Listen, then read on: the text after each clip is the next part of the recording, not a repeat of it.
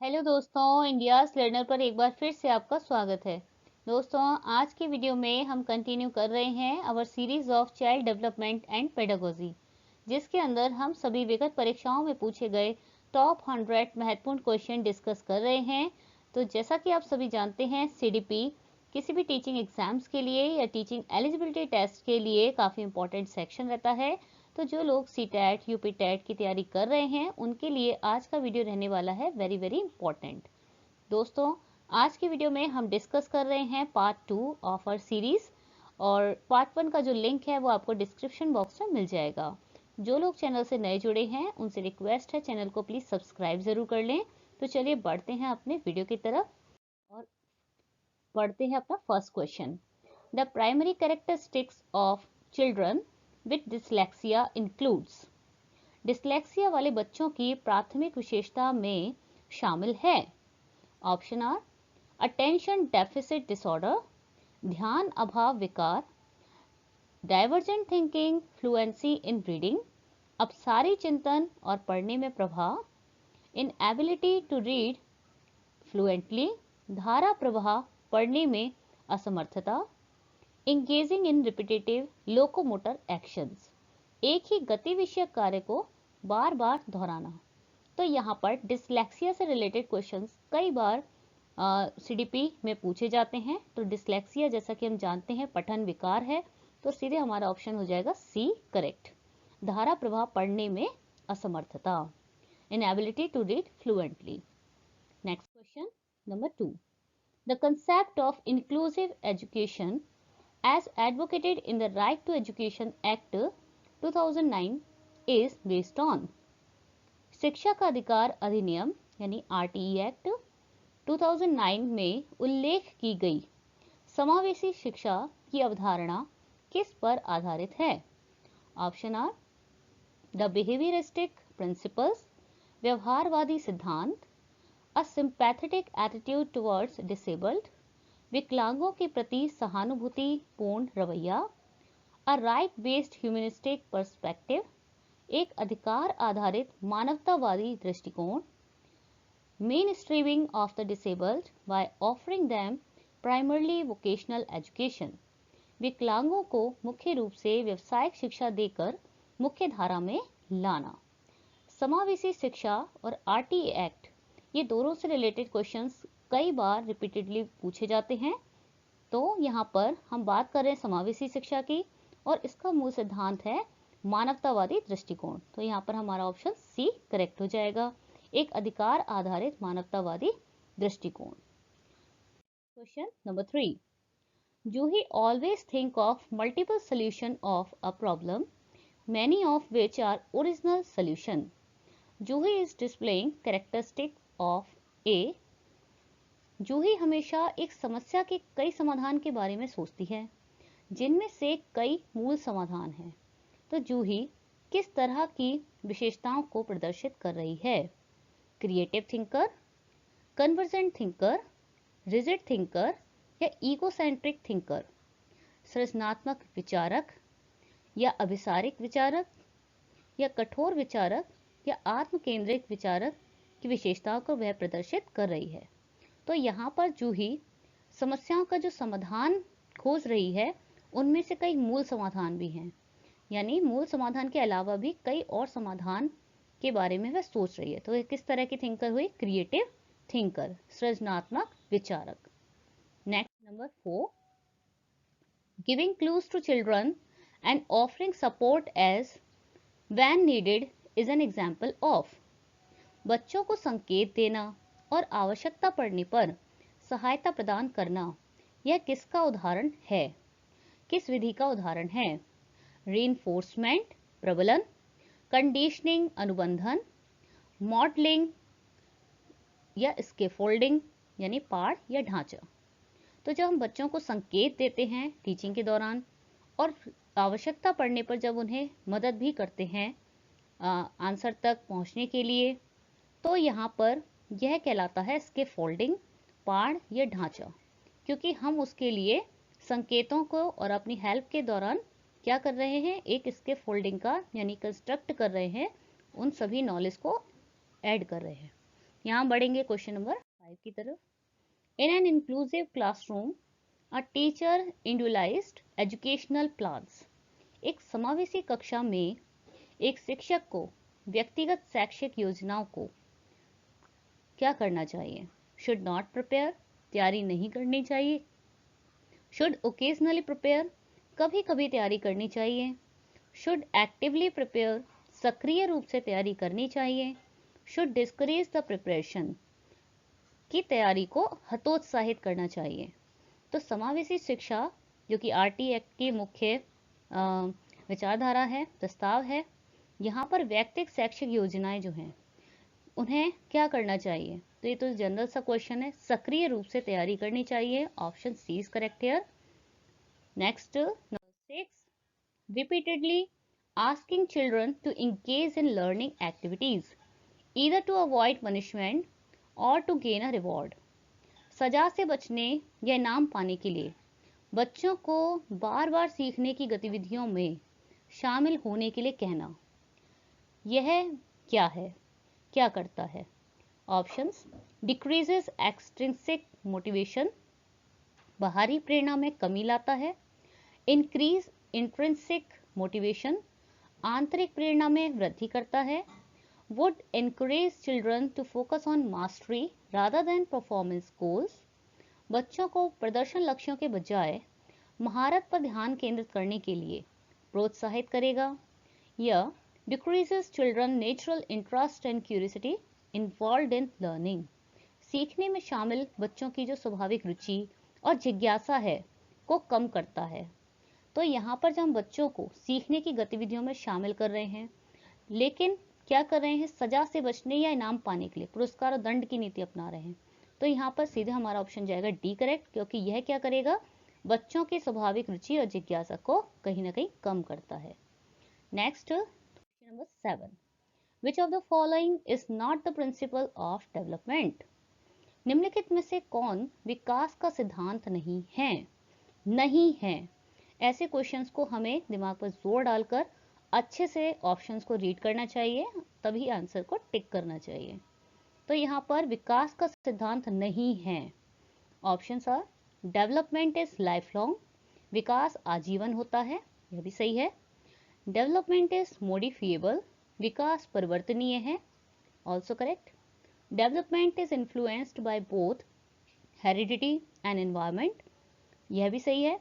विकास आनुवंशिकता और वातावरण दोनों का ही प्रभावित करता है, दोनों से प्रभावित होता है। ऑप्शन जी, development is universal and cultural contents do not influence it, विकास सार्वभौमिक है और सांस्कृतिक सामग्री इसे प्रभावित नहीं करती है। तो यहाँ हमारा ऑप्शन हो जाएगा डी करेक्ट, क्योंकि यहाँ क्या लिखा है कि कल्चरल कंटेंट क्या नहीं करता? इन्फ्लुएंस नहीं करता, जबकि करता है। Next question number 8, children learn effectively when, बच्चे प्रभावी रूप से सीखते हैं जब। Option, they memorise facts given in the textbook, वे पाठ्य पुस्तक में दिए गए तथ्यों को याद करते हैं। They copy answers written by the teacher on the blackboard, वे शिक्षक द्वारा लिखे गए उत्तरों को ब्लैक बोर्ड पर कॉपी करते हैं। They actively participate in different activities and task, वे विभिन्न गतिविधियों और कार्यों में सक्रिय रूप से भाग लेते हैं। या the teacher fully controls everything that happens in the class including the children, शिक्षक बच्चों सहित कक्षा में होने वाले हर चीज को पूरी तरह से नियंत्रित करता है। तो यहाँ पर बच्चे प्रभावी रूप से कब सीखेंगे? यहाँ पर पाठ्य पुस्तक में दिए गए तथ्यों को जब वे याद करेंगे? नहीं। शिक्षक द्वारा लिखे गए उत्तरों को एज इट इज कॉपी करेंगे? नहीं। शिक्षक बच्चों को या हर चीज को कंट्रोल करते हैं? तब भी नहीं। हमारा ऑप्शन जाएगा सी करेक्ट, क्योंकि जब बच्चे एक्टिविटीज में, अपनी लर्निंग में वह खुद सक्रिय रूप से भाग लेंगे तभी वे प्रभावी रूप से सीखेंगे। तो ऑप्शन हो जाएगा हमारा C correct. Next question number 9, which of the following construct does right to education act 2009 advocate? तो आरटीई की बात हमने अभी की थी, फिर से वही क्वेश्चन है। निम्नलिखित संरचनाओं में से शिक्षा का अधिकार अधिनियम 2009 किसकी वकालत करता है? किसकी वकालत करता है यहाँ पर? अभी हमने प्रीवियस क्वेश्चंस में डिस्कस किया था। Inclusive education, segregation, main streaming, integrated education यानी समावेशी शिक्षा, पृथक्करण, मुख्यधारा या एकीकृत शिक्षा। यस, हमारा ऑप्शन हो जाएगा ए करेक्ट, समावेशी शिक्षा, inclusive education. RTE inclusive education पर बल देता है। Next number 10, a teacher should, एक शिक्षक को चाहिए। Options, promote students belonging to certain cultures, कुछ संस्कृतियों से संबंधित छात्रों को बढ़ावा देना, ignore cultural differences and diversity among us students, छात्रों के बीच सांस्कृतिक अंतर और विविधता को नजरअंदाज करना। Number C, communicate that she respect and values all cultures in the classroom, संवाद करे कि वह कक्षा में सभी संस्कृतियों का सम्मान करती है और उन्हें महत्व देती है। Option D, maximise comparison among us students, छात्रों के बीच तुलना को अधिकतम करना। तो एक शिक्षक को कोई भी नेगेटिव इन्फ्लुएंस नहीं डालना चाहिए, एक पॉजिटिव एनवायरनमेंट, हार्मोनियल एनवायरनमेंट क्रिएट करना चाहिए। तो हमारा ऑप्शन यहाँ पर सीधे सीधे सी करेक्ट हो जाएगा कि वह बच्चों को बताए कि कक्षा में वह सभी तरह के बैकग्राउंड से, कल्चरल बैकग्राउंड से आने वाले लोगों का, लिंग्विस्टिक बैकग्राउंड से आने वाले लोगों का वह सम्मान करती है और सभी को महत्ता प्रदान करती है। ठीक है, तो यहाँ पर हमारा ऑप्शन सी जनरली करेक्ट हो जाएगा। नेक्स्ट क्वेश्चन नंबर 11, असेसमेंट यानी कि मूल्यांकन कैसा होना चाहिए? Should be a part of the teaching learning process, शिक्षण अधिगम प्रक्रिया का हिस्सा होना चाहिए। Should be done only in terms of marks, केवल अंकों के संदर्भ में लिखित किया जाना चाहिए। Should be based on objective type written task, वस्तुनिष्ठ प्रकार के लिखित कार्यों पर आधारित होना चाहिए। Should be undertaken as a separate activity, एक अलग गतिविधि के रूप में किया जाना चाहिए। तो मूल्यांकन एक बहुत जरूरी प्रोसेस है टीचिंग लर्निंग एक प्रोसेस की। तो हमारा ऑप्शन हो जाएगा एक करेक्ट, शिक्षण अधिगम प्रक्रिया का यह हिस्सा होना चाहिए। Question number 12, is the philosophy that all children have a right to get equal education in regular school system. तो यह विचारधारा है, निम्नलिखित में से यह कौन सी विचारधारा है कि सभी बच्चों को एक नियमित विद्यालय प्रणाली में समान शिक्षा प्राप्त करने का अधिकार है? यह इनमें से कौन सी विचारधारा है? मेन स्ट्रीमिंग, मुख्यधारा शिक्षा, स्पेशल एजुकेशन विशेष शिक्षा, मल्टीकल्चरल एजुकेशन बहुसांस्कृतिक शिक्षा, इंक्लूसिव एजुकेशन समावेशी शिक्षा। तो यहाँ पर बात हो रही है सभी बच्चों को समान रूप से शिक्षा प्रदान करना। तो हमारा ऑप्शन जाएगा D correct, inclusive education. Next question number 13, which of the following is not a key process through which meaningful learning occurs? Again not वाले क्वेश्चंस आ गए हैं। निम्नलिखित में से कौन सी एक महत्वपूर्ण प्रक्रिया नहीं है जिसके द्वारा अर्थपूर्ण अधिगम यानी लर्निंग होती है? Option are, repetition and practice, दोहराव और अभ्यास, इंस्ट्रक्शन एंड डायरेक्शन, निर्देश और दिशा, एक्सप्लोरेशन एंड इंटरेक्शन, अन्वेषण और बातचीत, मेमोराइजेशन एंड रिकॉल, याद रखना और याद करना। तो यह जनरल सी बात है, याद रखना और याद करना यह कोई अर्थपूर्ण अधिगम के लिए कोई बहुत ज्यादा महत्वपूर्ण प्रक्रिया नहीं है और बाकी सब कहीं ना कहीं एक बहुत इंपॉर्टेंट की प्रोसेस है। तो ऑप्शन हो जाएगा हमारा D correct. Next question number 14, in a constructivist frame learning is, एक संरचनात्मक दृष्टिकोण के अनुसार अधिगम है निम्नलिखित में से क्या है? ऑप्शंस, पैसिव एंड इंडिविजुअलिस्टिक, निष्क्रिय और व्यक्तिवादी है। The process of acquisition of knowledge, ज्ञान प्राप्ति की प्रक्रिया है। A change in behaviour as a result of experience, या अनुभव के परिणाम स्वरूप व्यवहार में परिवर्तन को अधिगम कहते हैं। Option D, active and social in its character, एक सक्रिय या सामाजिक प्रक्रिया है।